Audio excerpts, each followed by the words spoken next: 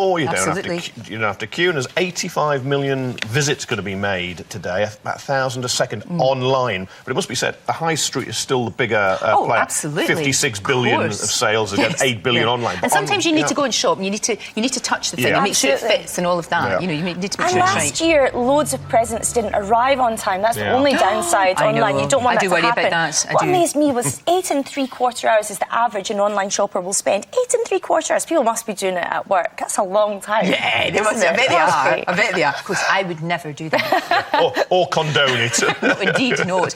Now, this appalled me, I have to say, as somebody who my mum and dad taught me to read when I was about 4 years old. More than 4 million children don't own a book. Yeah. And do you know what? It's really odd. See if you go into somebody's house and they don't have any books around. I always think that's a bit odd. Yeah, so you've always got books or papers or magazines or something to read, or if you're not reading on their doofer, on their Kindle or whatever. That's right. It's very sad that it's the National Literacy Trust has done a survey which shows that 4 million young people do not own one book. This is way up from 1 in 10 7 years ago. And it's also linked with poverty. So many children who qualify for free school dinners, they're more likely not to have a book. Well, of course, because it's expensive. You know, what you're going to spend it on, food or books. Sadly, you know, if you make that choice, it's very, very difficult. But you know that 4 million is 1 in 3 of the total, and you just know those kids will struggle later. Of course they will. And one of the great joys is reading with your kids, isn't it? It's the bestest thing. I love doing that. It's wonderful. I absolutely love doing that. Those kids are missing out. No, they are. We have to say a big giant warm welcome to 2 giant pandas who are settling into their new home at Edinburgh Zoo. I love that. It's a panda. Look, they've got pipers, they've got everything. They've got their own tartan, and they've got this fantastic custom-built enclosure, which is extraordinary. I think gorgeous. I love pandas. Was it Sweetie and Sunshine? I won't do. They should have called them Hamish and Morag, don't you think? They should have. Of course they should have. I think so. But the pressure's on for these two to make a baby panda. The world looking at them. Are they doing it? Are they not? Can we tell? I have to tell you what Kevin said. Now in Scotland, there's more pandas than Tory MPs. You've only got 1 Tory MP, you've got 2 pandas. 2 pandas. Oh, that's hilarious. Now, I need to show you this. I got an early Christmas present.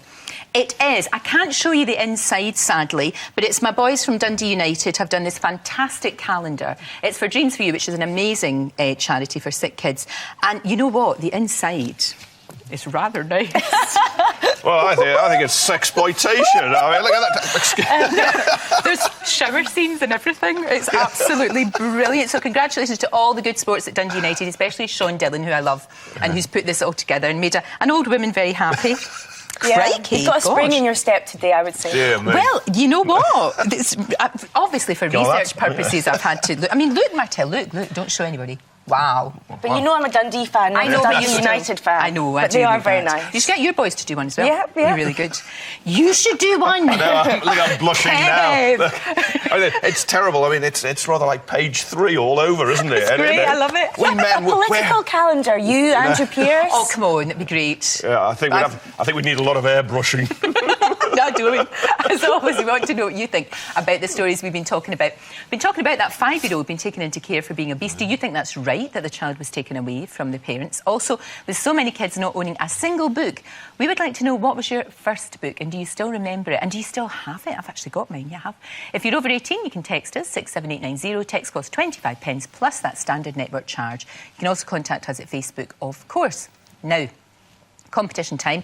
We're going to make not 1 but 2 competition winners this week very happy with 2 prizes of £25,000 up for grabs in time for Christmas. Here are the details. All this week, we're giving you not 1 but 2 chances of winning our competition. That's because we have 2 top prizes of £25,000 up for grabs. To celebrate our bumper prize, we have visited some of our past lucky winners. I won £25,000 and £1,000 worth of vouchers. I entered that one by text. I've never won anything before in my life. The competition I won was for £25,000. ITV rang me and said that I'd won, which I didn't believe at first, but I actually believed it when I saw my name on the website. But for people who don't normally enter it, definitely, because I done it for the first time and I won it. It's worth it when you win. Worth it, definitely. So if you want to try your luck and be in with a chance of winning one of 2 top prizes of £25,000 cash, all you have to do is answer the following question correctly. 2 things totally unalike are commonly said to be as different as chalk and A. Cheese, B. Chairs, C. chives. Call 090 49 59 6000. Calls cost no more than £1.03 from BT landlines. Other networks may be higher and mobiles considerably more. Text your answer A, B or C to 64499. Text costs £1 plus one standard network rate message. You can also enter for free at itv.com. Entrants must be 18 or over. Entries made after lines close at midday on Friday the 9th of December will not be counted but may still be charged. Good luck! Now, of course, it was another big weekend on TV. Dan Wooten, of course, is here with all the inside gossip. New king of the jungle. Yeah, I know, but this was actually a really big shock, and it's not often we get these, is it, in reality TV? I know. Because everyone, including the bookies who made a lot of money, and me, who had said on Friday that I thought Mark was a shoo-in. Mark Wright, I did as well. Yep. It was McFly's bass player, Dougie Pointer, who ended up becoming the new king of the jungle. The winner of I'm a Celebrity, Get Me Out of Here 2011, and the new King of the Jungle is...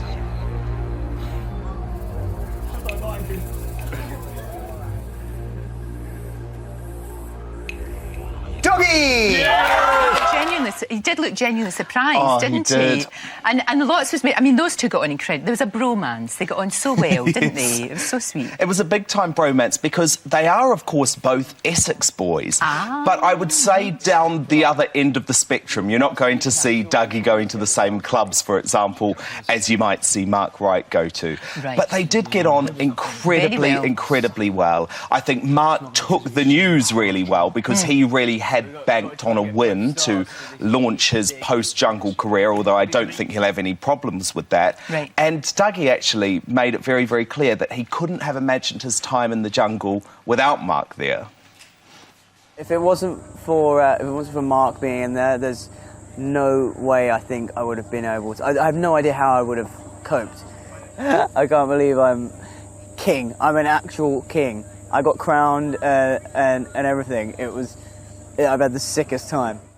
Do you know, he's a really sweet boy, and they did really support each other, genuinely did, didn't they? Especially through all those horrible trials and things. Absolutely. I mean, that last trial that they did when they had to eat the food, this was just out of control. Then again, they did get a pizza for it, so it was worth it. Yeah. But I think, look, I've seen Dougie over the last year. I've known him for a number of years now, and he's had a very tough time, Lorraine. He's been open about that. He went into rehab. He broke up with the love of his life, Frankie Sanford, from the Saturdays. But he's got his life back on track now, has loved this. He's the winner of I'm a Celebrity, and he's got a lovely new girlfriend who he thinks he's going to get married to. So I think everything's worked out well for him. And look, the fact that Mark didn't win this competition is not going to affect his burgeoning tally career either. And, I mean, he took the news very, very well. Take a look at this. I came in, and from start to finish, I vowed to do one thing, be myself and just be real. I've done that, and it looks like it paid off. Well, I think it did, and there's talk of him being James Bond. I know.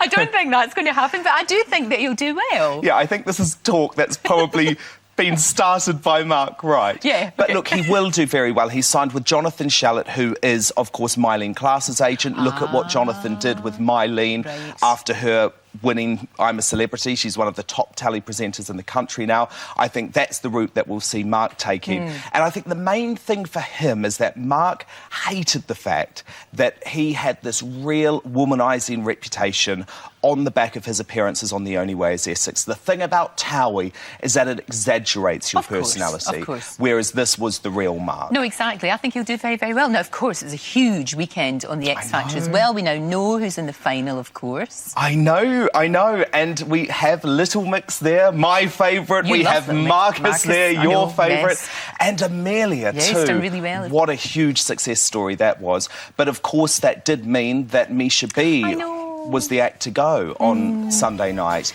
Yeah, and I think it's a real shame because I do think, much as I like the other ones, she's got a phenomenal voice. I mean, we're going to be talking to her. We're going to be talking to her later. She's actually in our green room right now.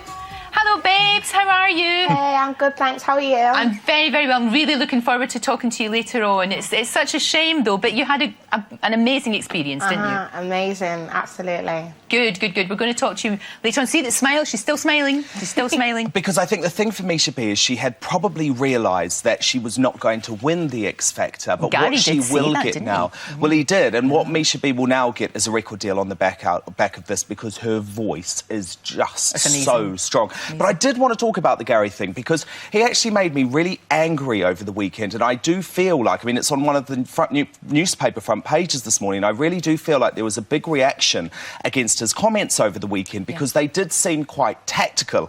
First, he brought up those bullying claims against Misha, which had been put to bed weeks ago, and I just thought it was a weird decision. Even though he was being very positive towards Misha, it was quite odd. Then he slagged off Little Mix for not singing that well, when actually I thought they were brilliant on Saturday night. I love these girls. They're lovely. They're really good. And when Marcus performed, he did struggle with his vocal in the second song. He did a bit, I mean, he had a sore throat, but the fact is, Gary said it was brilliant, then on Sunday night admitted it wasn't.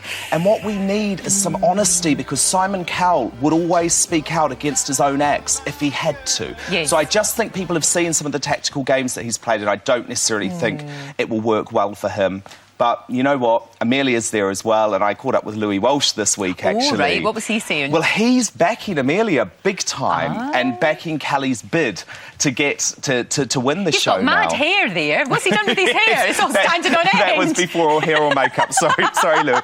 But I did think there was a slight irony with Amelia that the woman who Kelly Rowland did get rid of in the first week is now her only chance to win the X Factor. Huge irony. But it's going to be a brilliant old week because it's tight. This is a wide open final. I still think Marcus will get there, but it's tight. No, it is. It's anybody's.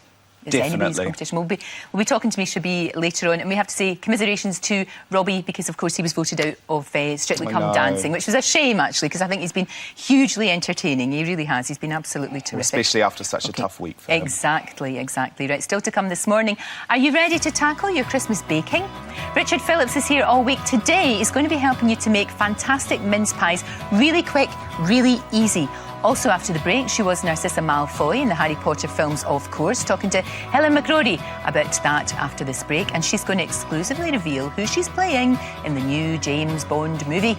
See you in a few minutes.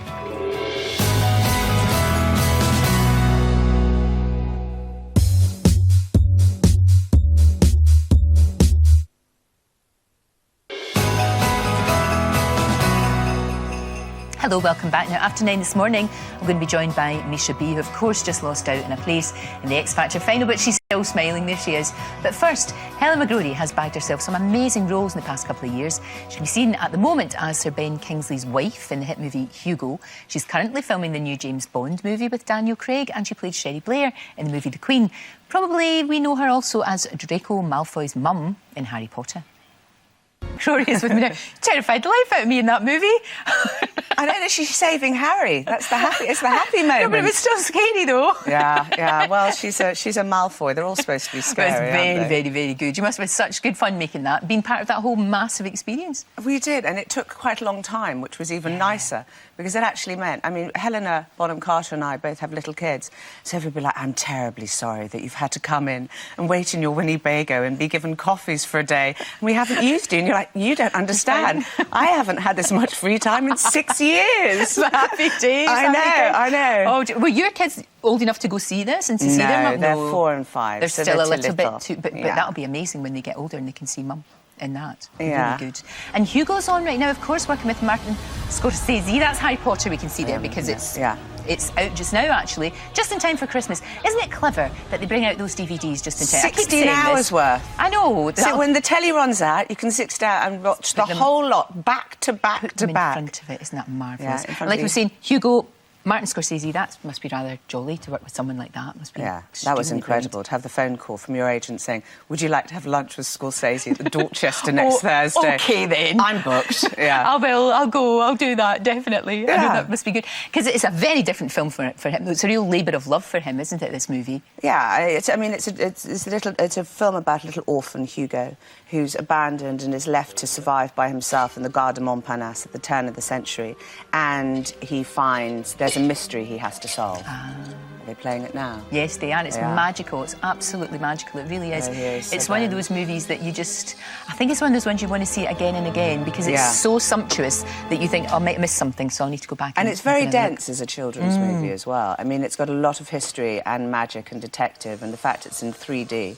It is. It's a very rich film. No, it's very good. Very good. It's doing incredibly well too. Yeah. And also, as if that's not enough, you start filming Bond soon. I know. How cool January. is that? I'm very excited. That's going to be brilliant. I'm very excited. Although it is more secretive than actually working for the real MI5 and Is it MI6. really? Yeah. You know what it's saying? I mean, literally, if I even was to tell you the character, like, a car would just come on. I'd be bundled in the boot. You'd never hear from me again. I mean, it's extraordinary. But you know what you're playing. I know what I'm playing. But we can't know. No, you can't know. Nobody can know. No, I can only inform the other actors that I'm talking to them on the day. That line's meant for you, by the way, mate. That's brilliant. So, and Daniel Craig, you've watched him before, haven't you? Yeah, yes, and also I was with him the night he discovered that he was cast as Bond. Really? We were both in a restaurant and he came over and I was like, oh, hi, it's lovely to see you again. He went, I got it. I got Bond. How exciting. And we all went out in rickshaws and painted Soho red, Well, you've got to. So it's nice now, 3 films later to come and join him on the set. I think he's really good. I wasn't sure at first because I'm a huge... Like, Sean Connery, I think, to me, is Bond, and that's it. And I wasn't sure. And all the other Bonds that have been, not sure. But he really got it. He is much more like the Sean Connery character, quite muscular and tough, but, you know, inside he's a marshmallow. And we like that. We like that. It works very, very well. Yeah, he's kind of got... He's got a gritty edge. There's not so much of the smooth, which is great. I quite like that, though. I think it's... I mean, he does fill a tuxedo very well, but at the same time, he can, you know, he can be a bit... Keep going, Lorraine. I'm fascinated by this. I know. Lorraine on the couch, who she likes and why. I know. It's crazy. I'm just thinking that, you know, you have just such a very nice time when you're filming it. It'll be lovely. It will be very lovely. Really good. But you've done so many things. Now, you and your husband, have you worked together before? You and Damien, have you done work together? We met on a play. That's how we met. And we'd met before that. We'd met at parties and stuff like that. Is that us there? Oh, look. That's with makeup. I tell you, with makeup? Stunning. Without makeup. You look very, very well. And he's a lovely bloke. He really is. He's fantastic. He is. He's good. But, I'm very lucky. and how do you work it, though, when you've got the kids? You know, if you're working and he's working, can you bring the children with you? Or I suppose now they must be at school, mind you. No. Basically, we've only ever had a crossover of 4 days. Oh, that's great. So, that's really good. I mean, mainly it's been me being at home with the children. Right. But I like them more than anything else, so it's not exactly a sacrifice. It's good to have the both, you know, to have the career and to have them I know, as well. It's and we're very fantastic. lucky. It must be very hard for mums that just aren't freelance, that have to choose. Exactly. You don't know which way you'd go. No. Well, look, have the bestest time. Thank you very much. Being in James Bond, whatever it is you're doing, I hope it does. It will do extremely well, but I hope you have good fun. It's great to see you, Helen. Thank you so much. Nice to see you again. Right, still to come. Between now and 9:25, Misha B got so close to the X Factor final, but it wasn't to be. I'm going to be talking to her in about 15 minutes' time, and Richard Phillips is going to show us how to bake perfect mince pies. I usually buy mine, but hey, I'll give it a go. First of all, let's get the news from Tasman. Thank you, Lorraine. Good morning. A new bid to crack down on benefit cheats is being launched today. The government's joined forces with Crime Stoppers to make it easier for people to report those they suspect of falsely claiming state handouts. The results are expected this morning of post-mortem examinations on a mother and daughter believed to have been murdered on Merseyside. Police are hunting Barry Morrow, who lodged with 54-year-old Angela Holgate. She and her mother, Alice Heighton, were found dead on Saturday. The government says its plans to share patient records and other NHS data with private healthcare companies will not threaten patient confidentiality. The move is being criticised by privacy campaigners who oppose wider access to medical records. But the officials believe the move could spark innovation and growth. And finally, French President Nicolas Sarkozy and the German Chancellor Angela Merkel will meet in Paris today. They'll try to come up with proposals to resolve the Eurozone debt crisis to take to a crucial EU summit on Friday. It's 9:01. Those are the news headlines. Now, back to Lorraine.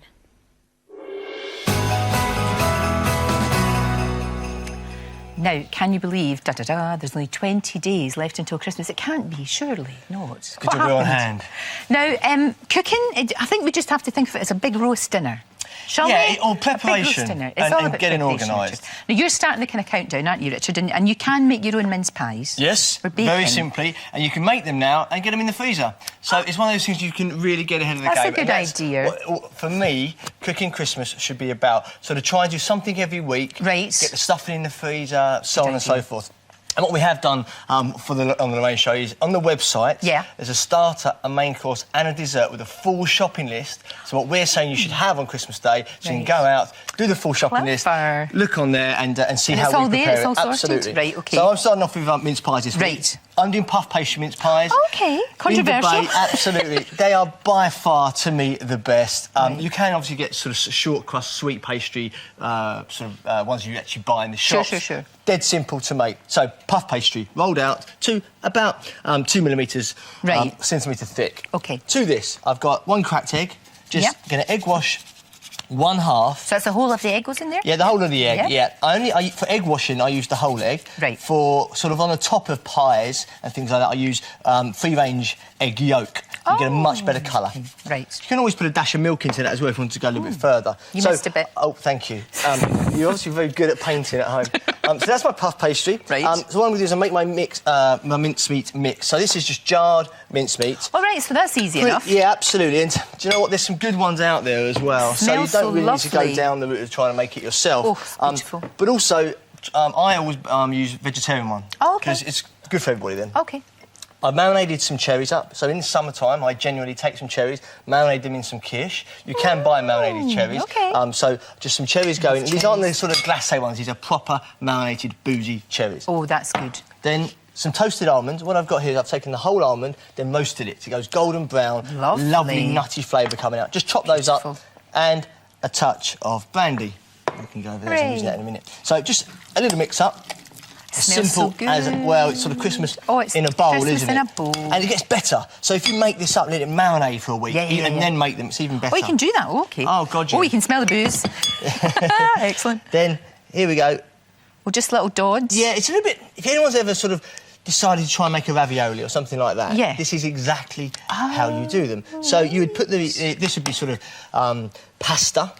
Then you'd put your mix in the middle, and then you roll over, and then you have a perfect ravioli. So I'll just do a few like that. Right. Then we take the half that's not been egg washed, and that goes over the top. Oh, I got you. And then, with your fingers...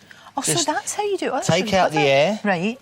Like and it's actually quite nice if it's not perfect. It doesn't need to be. I think it's better if it's a bit kind of, not, you know, when I say rough, I mean rustic, not and it rough. Looks as if you actually made them yourself, and I think that's better. Yes. So when you have people coming around, you can sort of show off. Of course. Not just opening the packet. No, that Taking would be a pastry cutter, and then just like so, push down, that's really good. pop open, and then what'll happen is that we'll just come open and just squeeze the edges like that onto our non-stick baking tray. Right. Like that. So just continue going. So how long would you put that in the oven for? These are going to take 12 to 15 minutes, at 180 degrees. OK. What I'm going to do before I do that is just take my egg yolk. Wash thing, Little bit of egg yolk on top. Does that just make it nice and golden? It gives it a lovely golden colour on top. Yeah. And then some granulated sugar just sprinkled on top. Oh. Like that. And then they go into the oven. Yum, yum, yum. OK? So then 12 to 15 minutes to the golden brown. OK. So they will come out looking like they're so cute. that. It's very important, I think. You've got to serve them warm. Even if you sort of put them into the oven for a minute or so after they've cooled down, or even in a microwave, or warm them through. Sure. With this, I'm going to serve some nice cream. So, clotted cream. Let's grab a spoon. There you go. Just a good tub of clotted cream. Yep. This would obviously make serve up to sort of 6 or 8 people, so I'm not going too mad here. Take an orange, zest the orange. Oh, that's again, really this lovely. is really good to make the day before. Right, gotcha. Because the flavours just get better. Yeah, so clotted cream, a little bit of orange in there. You could put some lime in there if you wanted, or some lemon. I've got some crystallised ginger, love which ginger. I've just my favourite chopped thing. up Ginger roughly. and cinnamon, I love. That's yeah, one of Christmassy things. And then this is the liquor from the ginger. A teaspoon of that. Ooh. A dash of the brandy. And then we're going to mix that up. Love it, love it, like love it. So we'll get our mince pies. How gorgeous. Onto the plate. Just sort of pile them up. Finish off by dusting with some icy sugar. It's beautiful. It's a beautiful thing. Like that. Da-da-da-da-da. Let's pour over our clotted cream.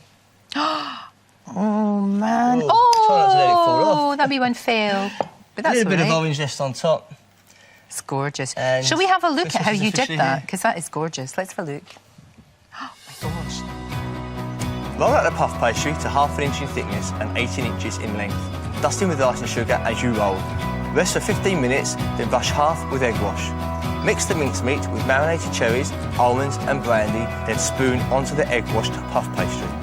Fold over the other half of the pastry, press around the edges and cut out the mince pies. Cook for around 15 minutes at 180 degrees Celsius. Mix together the clotted cream, crystallised stem ginger, grated orange and brandy and serve with the warm mince pies. How is it? Brilliant. There's no sort of nice ways, you just got to get stuck in. So good. Oh, that is so good. Is that good? Very nice. Beautifully light. I think the puff pastry makes them a lot lighter than the sweet pastry. That is really, really, really good. Oh. OK, I'm going to go against tradition now and I'm actually going to make my own.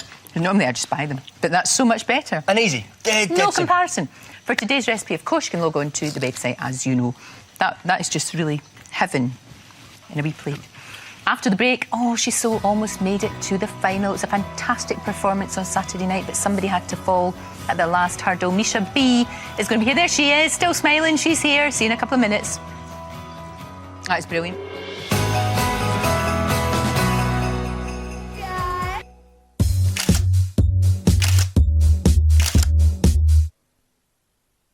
Sponsors of Lorraine.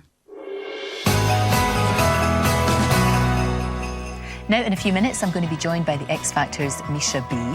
But in the spirit of Christmas, there she is. We're going to be making not one, but two competition winners this week with two prizes of £25,000 up for grabs. Here's the details.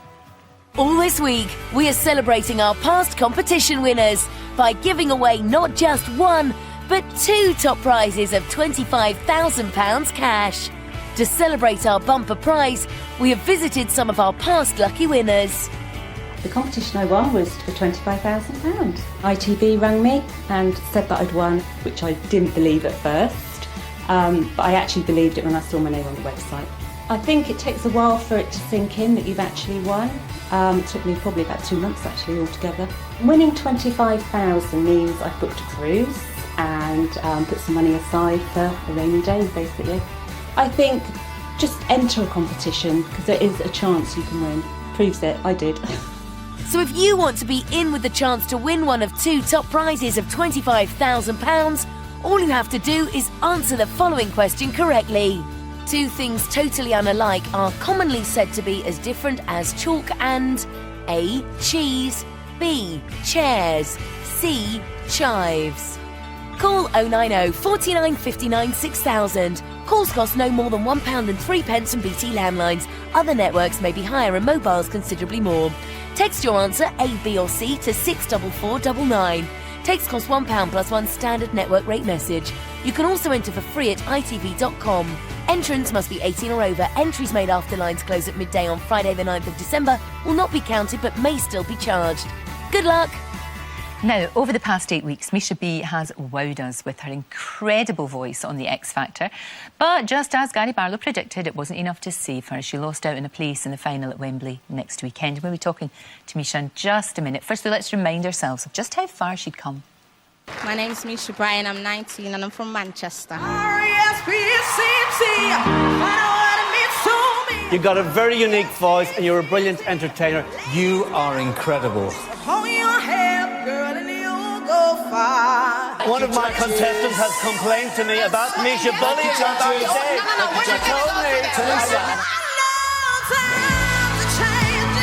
The act that I'm sending home is Sophie. The act I'm sending home is Kitty.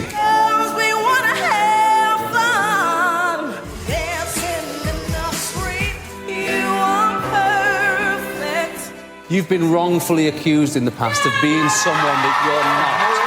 And you know what? The really horrible truth behind this is, even if you're lucky enough to get through tomorrow night, I don't think you can win this competition because of that, and that's a real shame.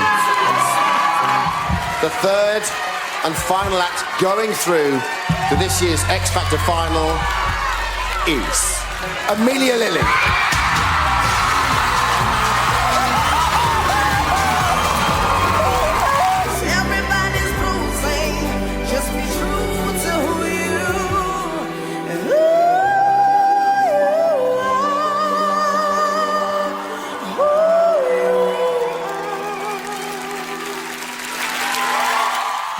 a voice. Misha B joins me now. It's so good to see you. It really is. And I'm really disappointed that you're not in the final, because I think you deserve to be there on sheer talent alone. That voice is extraordinary. When did you know that you could sing? Well, I was first told I could sing when I was about 9 off like somebody that I met on holiday. Right. And I kind of thought, they like my voice. Sure. And then when I was about 12, I started getting into singing and looking at people like Destiny's Child. Through my childhood, I'd grown up listening to them and Aretha Franklin, all the old Motown greats. And when I was 15, I got my confidence to start singing. And then from there, I thought, right, let's just try and make the most of it, and now I'm here. I know, it's fantastic. Yeah. It's absolutely brilliant. And you've done so well. And your voice is absolutely extraordinary, as everybody said. How are you feeling about...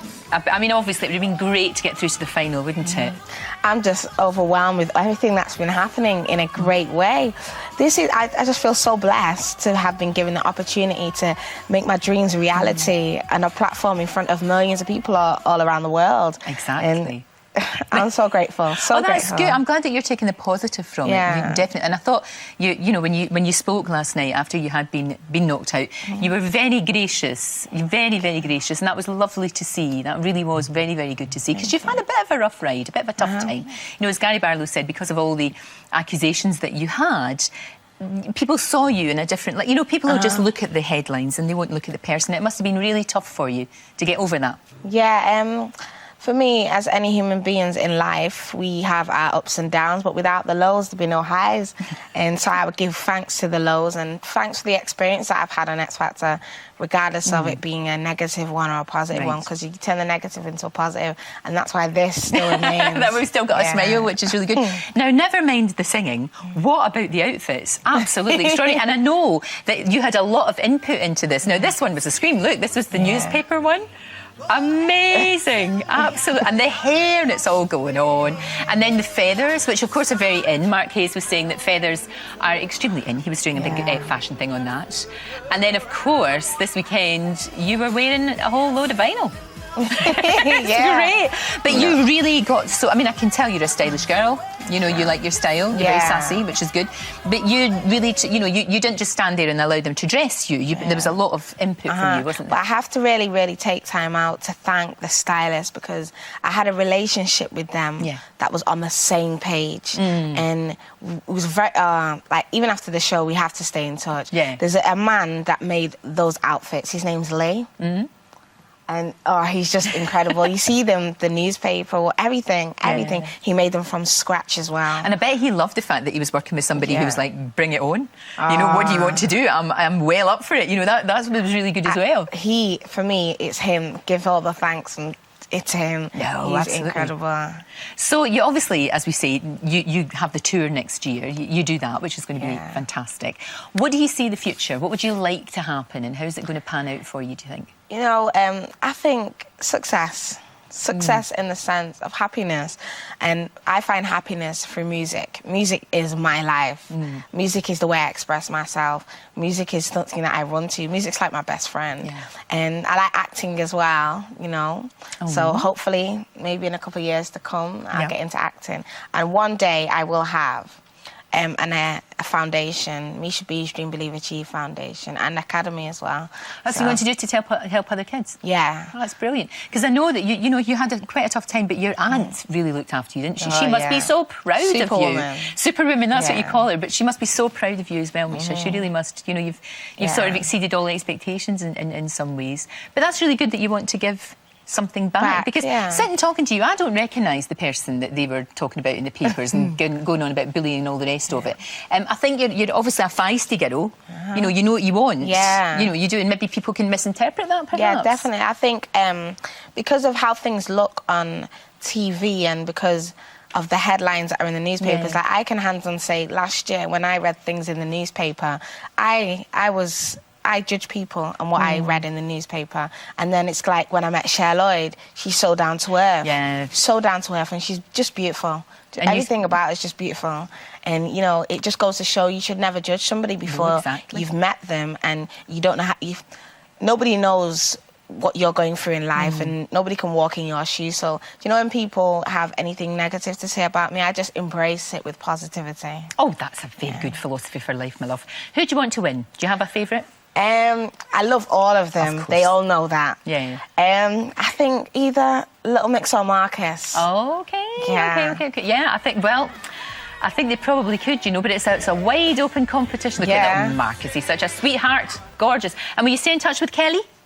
Without a doubt. Good. Without a doubt. Good. Great to see you. I wish you all the very, very best, love. Thank you very much. Really good to see you. And I have to say thank you to everybody for getting in touch this morning. We're talking about 4 million children with no books in the house. Well, Sue in Sheffield said we didn't have much money growing up, but we always had books, and we grew up reading Enid Blyton. I remember, yeah, me too. Becky Newcastle says I was bought a set of leather-bound books when I was 8. The first one I read was Alice in Wonderland and still loves it. My first one was Struwwelpeter, Peter, which is very, very scary and gave me nightmares, but it's an amazing book. Right, that's it for today. Join me tomorrow. Ross King will, of course, have all the latest from Hollywood, and she made her name with the single American Boy. I'm going to be talking to Estelle. Looking forward to that. See you then. Bye-bye.